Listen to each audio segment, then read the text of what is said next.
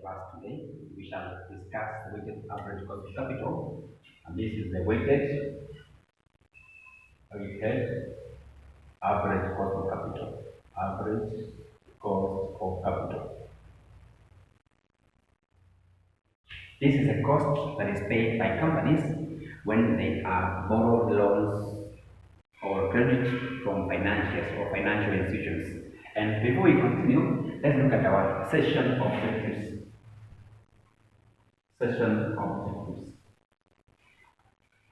These are the objectives or what we need to cover or need to have done or what the students must have covered after the end of this session. So we say by the end of this session, the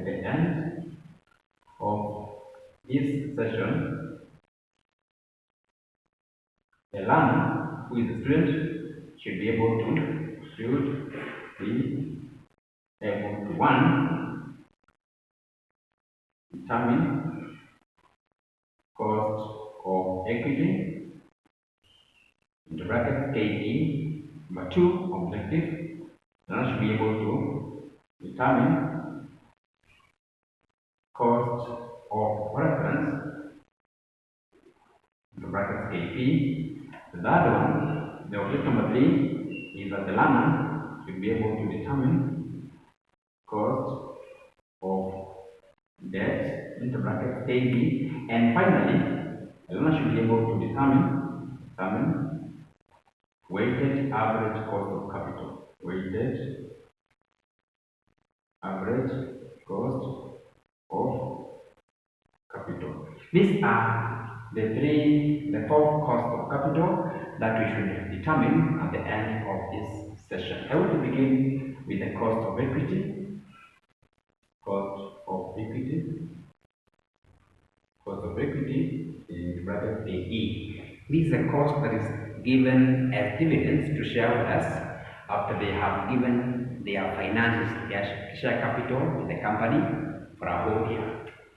Then the formula is given as AE, given as D over PO, 100 when there is no growth. But when there is a growth, they say KE is equal to D into brackets 1 plus G over PO plus G then times 100. These are the two formulae for cost of equity when you are given zero growth and when you are given growth in the question paper. The other one is the cost of preference. The cost of preference. Cost of preference. KP. The formula KP is just like the cost of equity, which is D for PO times 100, or KP being given as D into 1 plus G for PO plus G then times 100. That's the cost of preference. Now let's move to the cost of debt. Remember, the cost of debt is what we are paying as interest. We pay interest to the banks when they have given us some loans. So we say the cost of debt. A debt is a loan, so this is KD. The formula is given as KD being equal to the I into 1 minus T divided by MD then times 100. That is the cost of debt. Cost of loan or the interest that we shall be paying on loan when we have borrowed money from the bank or some other financial institution. Now, let's now talk about the meaning of KE, KD, PO, KP. We also have I, T, and MD. But before that, these three will now show us how to get our WACC.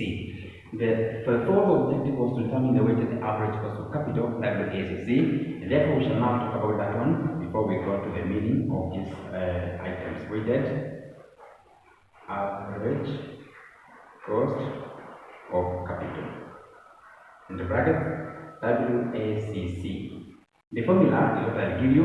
WACC is given as KE into brackets E out of B plus KP into P or B plus KB into bracket B out of B. This is the formula for WACC, or weighted average cost of capital. This is now the weighted average cost of capital is given by KE in the brackets A over B plus KP in the brackets P over B and plus KD in the brackets D over V. What does meaning? What does KE mean? What does DPO? What does KP mean? Is where we have to have our meanings. Where KE is the cost of equity. Cost of equity. We also have D. D is the dividend per share. Then we also have G is growth in dividend. Then we also have our PO. PO is the market price per share of the equity shares.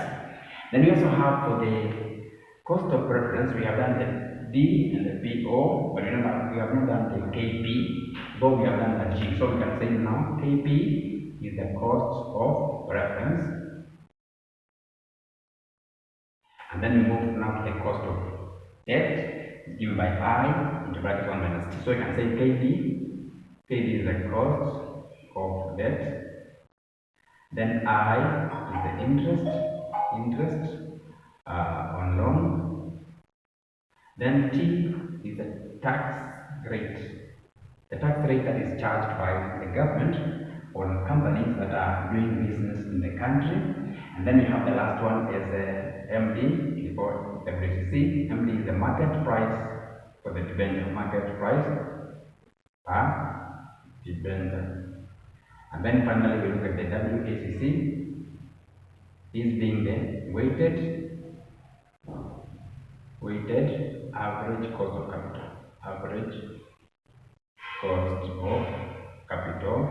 But then we also have E, P, D, and V in our WACC formula. So you can still add our E. E is our equity capital. And then we have our P as a preference capital. And then we have D. D being our debt capital, or whatever money we have borrowed from the companies that give loans from the banks. Whatever loan we have borrowed from the bank is what we are being referred as the debt. So debt is simply a loan. Then finally we have our V, where V is the total capital. Can also be said to be the total capital, or the equity plus the preference plus the debt.